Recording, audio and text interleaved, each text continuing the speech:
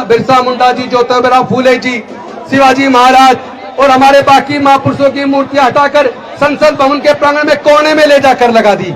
ये पूरे दलित, पिछड़े, आदिवासी, इस पूरे प्रोग्रेसिव सोसाइटी का अपमान है। अपमान है कि नहीं है? तो क्या आप अपमान का बदला लेने के लिए तैयार हैं? तो ध्यान देना, ये अनुशासनहीनता के साथ आप लड़ाई नहीं जीत पाओगे। अनुशासनहीनता के साथ लड़ाई नहीं जीत पाओगे। लड़ाई जीतनी है तो बाबा साहब के संविधान को हथियार बनाना होगा। अपने समाज की शक्ति को, जनसंख्या को एकजुट करके एक ताकतवर बनाना होगा।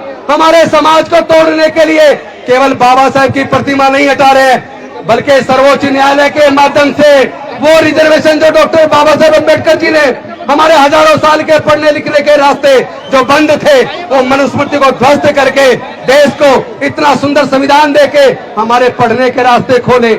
एजुकेशनल इंस्टीट्यूशन में रिजर्वेशन देकर हमारे आगे बढ़ने के रास्ते खोले। सरकारी नौकरियों में हमारे रिजर्वेशन देकर आगे बढ़ने के रास्ते खोले। लेकिन आप जानते नहीं है कितना बड़ा षड्यंत्र हमारे समाज के साथ हो चुका है।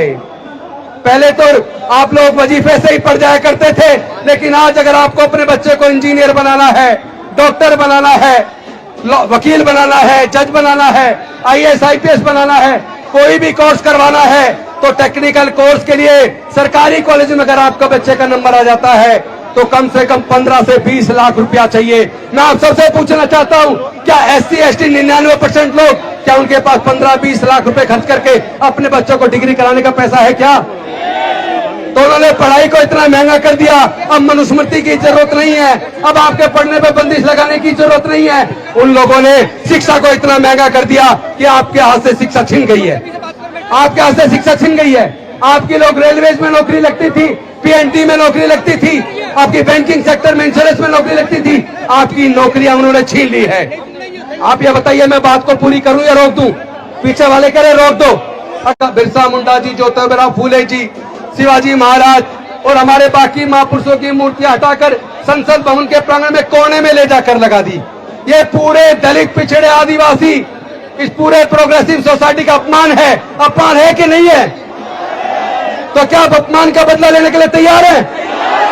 तो ध्यान देना, ये अनुशासनहीनता के साथ आप लड़ाई नहीं जीत पाओगे। अनुशासनहीनता के साथ लड़ाई नहीं जीत पाओगे। लड़ाई जीतनी है तो बाबा साहब के संविधान को हथियार बनाना होगा। अपने समाज की शक्ति को, जनसंख्या को एकजुट करके एक ताकतवर बनाना होगा। हमारे समाज को तोड़ने के लिए केवल बाबा साहब की प्रतिमा नहीं हटा रहे हैं, बल्कि सर्वोच्च न्यायालय के माध्यम से वो रिजर्वेशन जो डॉक्टर बाबा साहब अम्बेडकर जी ने हमारे हजारों साल के पढ़ने लिखने के रास्ते जो बंद थे, वो मनुस्मृति को ध्वस्त करके देश को इतना सुंदर संविधान देके हमारे पढ़ने के रास्ते खोले।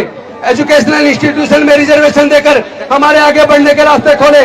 सरकारी नौकरियों में हमारे रिजर्वेशन देकर आगे बढ़ने के रास्ते खोले। लेकिन आप जानते नहीं है कितना बड़ा षड्यंत्र हमारे समाज के साथ हो चुका है। पहले तो आप लोग वजीफे से ही पढ़ जाया करते थे, लेकिन आज अगर आपको अपने बच्चे को इंजीनियर बनाना है, डॉक्टर बनाना है, वकील बनाना है, जज बनाना है, IAS IPS बनाना है, कोई भी कोर्स करवाना है, तो टेक्निकल कोर्स के लिए सरकारी कॉलेज में अगर आपका बच्चे का नंबर आ जाता है तो कम से कम 15 से 20 लाख रुपया चाहिए। मैं आप सबसे पूछना चाहता हूं, क्या SC ST 99% लोग, क्या उनके पास 15-20 लाख रुपए खर्च करके अपने बच्चों को डिग्री कराने का पैसा है क्या?